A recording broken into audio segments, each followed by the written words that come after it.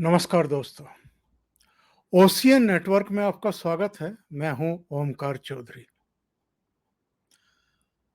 ना हम आंखें झुकाकर बात करेंगे और ना आंखें दिखाकर बात करेंगे। हम दुनिया भर के देशों की आंखों में आंखें डालकर बात करेंगे। ये एक बार नहीं, कई बार प्रधानमंत्री नरेंद्र मोदी ने बयान दिए हैं और सबको लगा कि हाँ, भारत एक ताकत के रूप में पूरी दुनिया में सिर उठा करके खड़ा हो रहा है। सबसे बराबरी के तौर तरीकों पर ही बातचीत करता है, संबंध रखता है। कई ऐसे मौके आए जब विदेशों में फंसे हुए भारतीयों को मौजूदा सरकार ने निकाला, एक पूरी मुहिम चला करके। तब भी प्रशंसा हुई कि चूंकि पहले कार्यकाल में नरेंद्र मोदी ने दुनिया भर के देशों की यात्राएं की हैं, इसलिए बहुत सारे राष्ट्र प्रमुखों के साथ, देशों के साथ भारत के रिश्ते प्रगाढ़ हुए हैं, विश्वास भरे हुए हैं। इसलिए मुश्किल से मुश्किल वक्त में अब भारत को अपने नागरिकों को कहीं फंसी हुई हालत से निकालने में ज़्यादा दिक्कतें नहीं होती है। हमारी इकोनॉमी मजबूत हुई है, ठीक है। हम बहुत सारे देशों को एक तरीके से ओबलाइज़ करते हैं क्योंकि वहाँ से हथियार खरीदते हैं। दुनिया के ताकतवर देश भी अब हमारे महत्व को स्वीकार कर रहा है। सारी बातें ठीक हैं। जब प्रधानमंत्री अलग-अलग देशों की यात्रा पर जाते हैं, तब तमाम तरह की बातें टेलीविज़न चैनलों पर की जाती हैं, एक तरह से प्रशस्ति की जाती है। लेकिन थोड़ा ठहरने की ज़रूरत है, रुकने की ज़रूरत है, विचार करने की ज़रूरत है। जो हमारी डोमेस्टिक पॉलिटिक्स है और इस डोमेस्टिक पॉलिटिक्स के साथ कुछ जो विदेशी ताकतें हैं, जो प्रधानमंत्री नरेंद्र मोदी के नेतृत्व में देश को मिलते हुए सम्मान से सोतिया डाहा की स्थिति में आ गया है, या फ्रस्ट्रेटेड हो गया है, या भारत को किसी भी तरीके से बदनाम करना चाहता है, नीचा दिखाना चाहता है, उसकी जो चाल है, उसकी जो प्रगति है, उसके जो कदम हैं, वो रोकना चाहता है। और इसके बहुत सारे कारण हैं, वो गिनाने की ज़रूरत नहीं है। वो सारी ताकतें समय-समय पर इस तरह के प्रपंच रचती रही हैं कि भारत सरकार को असहज स्थितियों में डाला जाए, और भारत को भी। वो भी एक अलग बात है, अलग मुद्दा है। लेकिन पिछले 8 साल में भारत में कोई बड़ा दंगा नहीं हुआ, भारत में कोई बड़ी आतंकवादी वारदात भी नहीं होने दी गई। आतंकवादियों को भी जम्मू कश्मीर तक समेट करके रख दिया गया, पठानकोट से आगे बढ़ने नहीं दिया गया। जम्मू कश्मीर में भी बहुत बड़े पैमाने पर जो विदेशी घुसपैठ थी, साजिशें थी, उनको नेस्तनाबूद किया गया है, ख़त्म किया गया है। कोविड में अपनी वैक्सीन निर्मित करके भारत ने दुनिया के उन आलोचक देशों को भी जवाब दिया है, जो भारत के बारे में मिथ्या धारणाएँ पैदा करते थे। सारी बातें ठीक हैं। लेकिन जो यहाँ ताकतें हैं, जो केंद्र में भारतीय जनता पार्टी और नरेंद्र मोदी के नेतृत्व वाली सरकार को पचा ही नहीं पा रहे हैं, और जिनको एक राजनीतिक जमात है, उसका भी समर्थन, संरक्षण मिलता रहा है। एक लुटियन मीडिया भी है, जो उनको जगह देता है। एक पूरा इकोसिस्टम है, बड़े-बड़े स्वनामधन्य वकील हैं, जो उनके लिए सुप्रीम कोर्ट में जाके खड़े होने को तैयार होते हैं।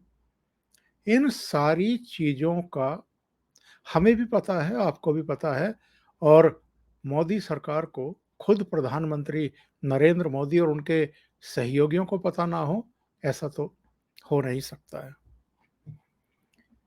खुद प्रधानमंत्री नरेंद्र मोदी ने 2 दिन पहले ये बयान दिया है कि इन 8 सालों में उनकी सरकार ने ऐसा कोई काम नहीं किया है कि जिससे नज़रें झुकानी पड़ें।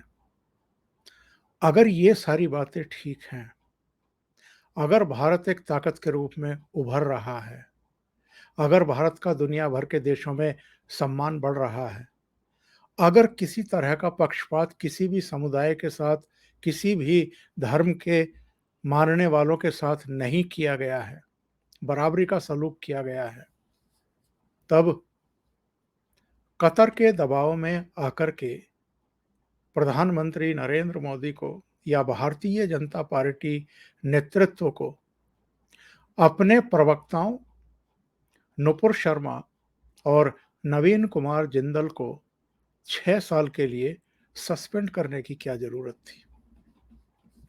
क्या ये भारत ने कमजोरी का प्रदर्शन नहीं किया है? क्या कतर इतना शक्तिशाली देश हो गया है कि उसके किसी भी तरह के बयान से हमारी दिल्ली की सरकार की चूलें हिल जाएंगी या ये कमजोरी प्रदर्शित करना शुरू कर देंगे? एक किस्सा मुझे याद आ रहा है। 1975 में इंदिरा गांधी ने इमरजेंसी लगाई।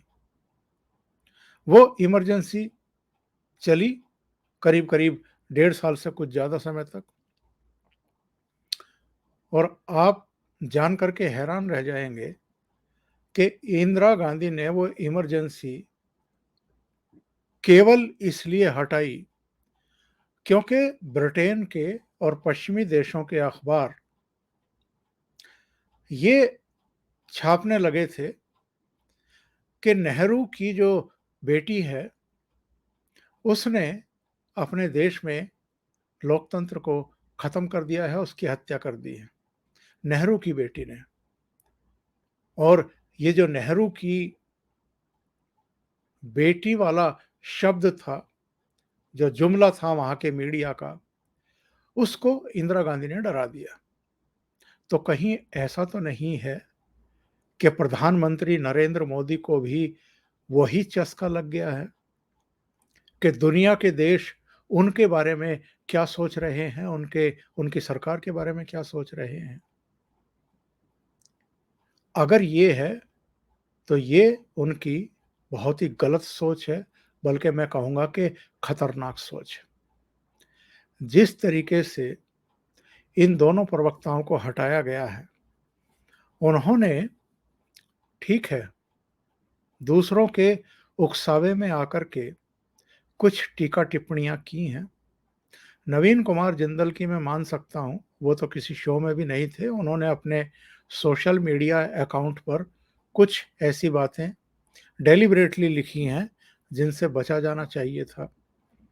लेकिन नुपुर शर्मा को तो एक तरीके से बाध्य किया गया, भड़काया गया, ऐसी नौबत पैदा कर दी गई टिप्पणियां करके कि वो, उन्होंने खुद अपने बयान में भी आज कहा है कि मैं अतिरेक में आकर के, और चूंकि बार बार अपमान किया जा रहा था बाबा का, इसलिए उन्होंने वो टिप्पणी की थी, जिसके लिए मुझे खेद है अगर किसी को उससे ठेस लगी है।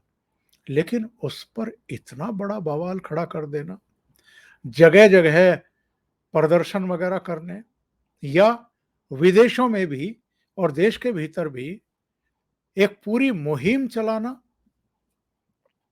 और ये घटना ऐसे समय हुई है जब हमारे उपराष्ट्रपति एम वेंकैया नायडू खुद कतर में हैं। उनकी कल वहाँ के प्रधानमंत्री और गृह मंत्री से भी मुलाकात हुई है, और दोनों देशों ने ही ये कहा है कि जो एक वातावरण क्रिएट किया जा रहा है, उसकी वजह से दोनों देशों के रिश्तों पर किसी तरह की कोई आँच नहीं आएगी। लेकिन इसके बावजूद एक घटना तो हुई है ना, उससे तो आप इनकार कर नहीं सकते हैं। और वो घटना ये हुई है कि Qatar ministry of foreign affairs उसने सम्मन किया हमारे एम्बेसडर को, दीपक मित्तल को, और एक निंदा प्रस्ताव, एक नोट उनको थमाया और कहा कि जो पैगंबर मोहम्मद के बारे में टिप्पणियां की गई हैं वो अवांछित हैं और भारत को उसके लिए माफ़ी मांगनी चाहिए। हमारे विदेश मंत्रालय ने बयान जारी किया है, स्पष्ट कर दिया है कि जो कार्रवाई होनी थी वो कर दी गई है। और जाहिर है इस बयान का मतलब ये है कि जितना करना था भारत कर चुका है। लेकिन भारतीय जनता पार्टी की तरफ से जो ये बयान जारी किया गया है, इसकी ज़रूरत क्या थी? इसमें जिस तरीके से सफाई देने की कोशिश की गई है, इसकी ज़रूरत क्या थी? आप इस तरह का बयान जारी करके क्या संदेश दे रहे हैं? दूसरे, अगर आप अपने प्रवक्ताओं को इस तरीके से पनिश कर रहे हैं, तो जो लगातार शिवलिंग के बारे में गलत बयानी कर रहे हैं, अपमानजनक टिप्पणियां कर रहे हैं, उसको लगातार फव्वारा बता रहे हैं, जबकि वाराणसी की अदालत भी, हाई कोर्ट और सुप्रीम कोर्ट भी उसको शिवलिंग कहकर के संबोधित कर चुकी है और उसको संरक्षित, सुरक्षित रखने के आदेश जारी कर चुकी है। ऐसे लोगों के खिलाफ क्या कार्रवाई की गई है? और सबसे ज़्यादा दुर्भाग्यपूर्ण बात क्या है इस देश की? जब यहाँ के नेता, सियासतदान, पॉलिटिकल पार्टियाँ, ठीक है, आपका विरोध हो सकता है, आप विरोधी पक्ष हैं, आप आलोचना कर सकते हैं मोदी सरकार की। लेकिन ऐसे समय जब कोई दूसरा देश आपके आंतरिक मामलों में दखल-अंदाज़ी कर रहा हो, मुद्दों का अंतर्राष्ट्रीयकरण करके भारत को एक तरीके से बदनाम करने की कोशिश कर रहा हो, तब क्या इस तरह के बयान दिए जाने चाहिए, जैसे अखिलेश यादव ने दिया है? भाजपा नुपुर शर्मा पर सिर्फ निलंबन की दिखावटी कार्रवाई ना करे, बल्कि वैधानिक कदम उठाए। विवादित बयान पर भाजपा से निलंबन तो उनका भी हुआ था, जो आज उत्तर प्रदेश की भाजपा सरकार में बैठे हुए हैं। ये किसको खुश करने के लिए, किस वोट बैंक को तुष्ट करने के लिए इस तरह के बयान जारी कर रहे हैं? अभिषेक सिंघवी, कांग्रेस के नेता, उन्होंने भी कोई कसर बाकी नहीं छोड़ी। उन्होंने भी एक बयान दाग दिया। द वायर, एक बदनाम पोर्टल और मीडिया हाउस जिसके बारे में कौन नहीं जानता है, वो एक ऐसा वातावरण बना रहा है कि जैसे कतर में, अरब कंट्रीज में इस समय भारत के खिलाफ एक मुहिम शुरू हो गई है और अगर भारत ने तत्काल अपनी गलती नहीं मानी या भूल सुधार नहीं की तो पता नहीं क्या हो जाएगा। और ये एनडीटीवी से जुड़े हुए हैं सज्जन उमाशंकर सिंह, इनके ट्विटर हैंडल पर जाएंगे तो रोजाना फ्रस्ट्रेशन निकालते हैं। इनका बयान पढ़ लीजिए। इन्होंने कहा, कतर के सहायक विदेश मंत्री का कड़ा बयान, अगर आधिकारिक और व्यवस्थित तरीके से इससे नहीं निपटा गया तो भारत में इस्लाम के खिलाफ संगठित तरीके से फैलाई जा रही नफरत को दुनिया के 2 अरब आबादी का जानबूझकर किया जा रहा अपमान माना जाएगा। एक और देख लीजिए, अशरफ हुसैन कहते हैं नुपुर शर्मा और नवीन जिंदल के गुनाहों की सजा केवल पार्टी से निलंबित होना नहीं हो सकता। देश के करोड़ों मुसलमान चाहते हैं कि दिल्ली पुलिस पैगंबर इस्लाम की शान में गुस्ताखी करने वालों के खिलाफ सख्त कार्रवाई करते हुए उन्हें गिरफ्तार करे ताकि आइंदा कोई ऐसा ना करे। ये केवल और केवल नुपुर शर्मा ने और नवीन जिंदल ने जो कहा, उस पर इस तरह की कार्रवाई की मांग कर रहे हैं। और जिन्होंने बाबा के बारे में, शिवलिंग के बारे में, महादेव के बारे में गलत बयानी की है, उसको लगातार फव्वारा बताया है, बल्कि मजाक उड़ाया है, उपहास उड़ाया है, उन पर कार्रवाई की मांग क्यों नहीं की गई है, या उनके खिलाफ आखिर कार्रवाई क्यों नहीं हो रही है, मेन बात ये है। और किस किस तरह के की अफवाहें उड़ाई गई हैं, आप ये देखिए। इसमें बताया गया है कि साहब, वहां पर जो सुपर स्टोर हैं, सऊदी में, कुवैत में, बहरीन में, वहां से भारतीय प्रोडक्ट जो है हटा दिए गए, और उसके बाद जो है ये कार्रवाई की गई। वहां देखिए आप, फासिस्ट बताया जा रहा है भारत को, क्योंकि यहां पर एक ऐसे प्रधानमंत्री बन गए हैं। एक और देख लीजिए, ये कांग्रेस से जुड़े हुए हैं, और लिखा है, बड़े बेआबरू होकर तेरे कूचे से हम निकले। मतलब मजाक सूझ रही है एक इतने गंभीर विषय पर भी इनको। उन्हीं का, उमा शंकर सिंह का जरा एक और ट्वीट देखना। जब घर में इंसान नहीं सीखता तो मौका मिलते ही बाहर वाले सिखा देते हैं। इस तरह की टीका टिप्पणियां की जा रही हैं, लेकिन एक टिप्पणी कमर वहीद नकवी की आई है। उन्होंने कहा है कि अरब देशों में प्रतिक्रिया ना होती तो बीजेपी शायद ही अपने प्रवक्ताओं के खिलाफ कार्रवाई करने की सोचती। बीजेपी को समझना चाहिए कि भारतीय मुसलमान भारत के हैं, वे किसी मुल्क का मुंह नहीं ताकते। बीजेपी ऐसे गलत संकेत क्यों दे रही है कि भारतीय मुसलमान अरब की ओर देखना शुरू कर दें। और धीरेन्द्र पुंडीर ने सही लिखा है कि ये गलती इस देश के लिए बहुत भारी पड़ेगी। इस बार तो लड़ना भी नहीं पड़ा, एक घुड़की से घुटनों के बल आ गए। तो जो प्रधानमंत्री नरेंद्र मोदी ये कह रहे थे कि हम ना आंख झुका करके बात करेंगे और ना आंख दिखा करके बात करेंगे, हम दुनिया भर के देशों की आंखों में आंखें डाल करके बात करेंगे, वो प्रधानमंत्री और उनकी सरकार कतर के सामने क्यों झुक गई? और वो देश, वो कतर, जिसने 2010 में एमएफ हुसैन को वहां की नागरिकता ऑफर कर दी थी, वो एमएफ हुसैन जिसने देवी देवताओं की अभद्र तस्वीरें बनाई थी, आपत्तिजनक, अपमानजनक तस्वीरें बनाई थी, और किसी ने उनको मारने की धमकी भी नहीं दी थी, उनके खिलाफ भारत भर में जगह जगह पर एफआईआर दर्ज की गई थी, ताकि ऐसे लोगों को सबक सिखाया जा सके।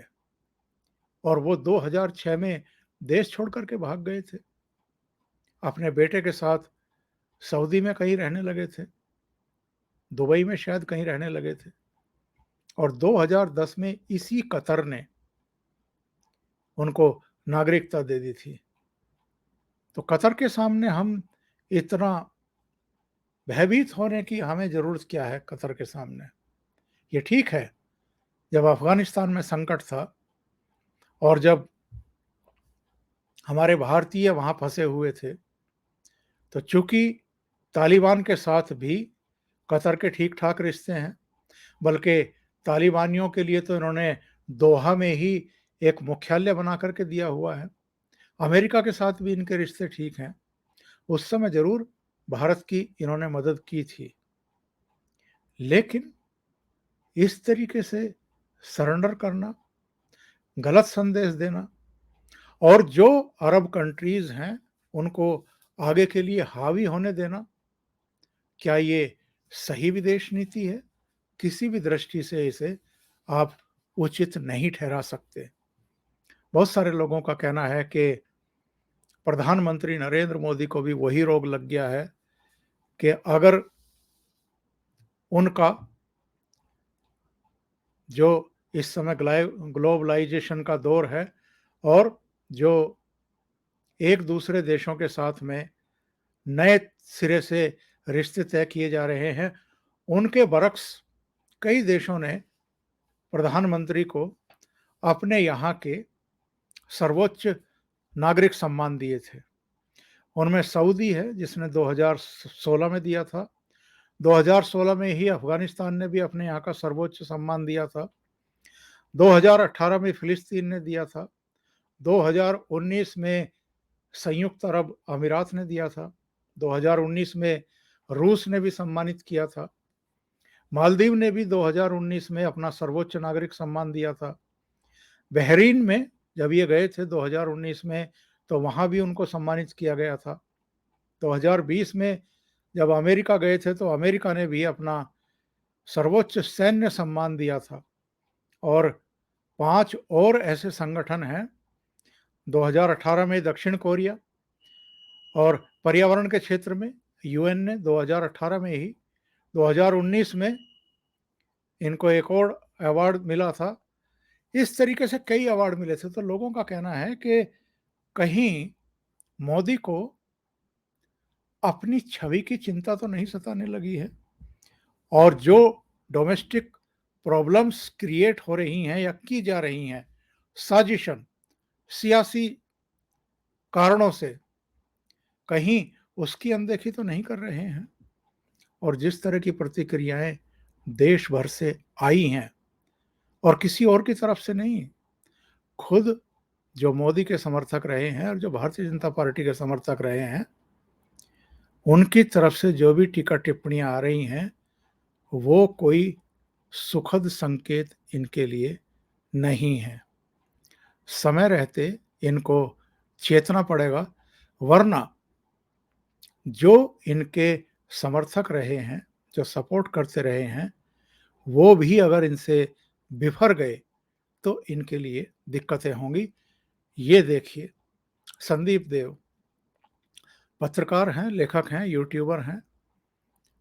उन्होंने बस एक स्केच जारी किया जिसमें भारतीय जनता पार्टी अपनी प्रवक्ता का सिर कलम कर रही है, और सामने खड़े हुए कठमुल्ला वो कह रहे हैं कि बिल्कुल ठीक है।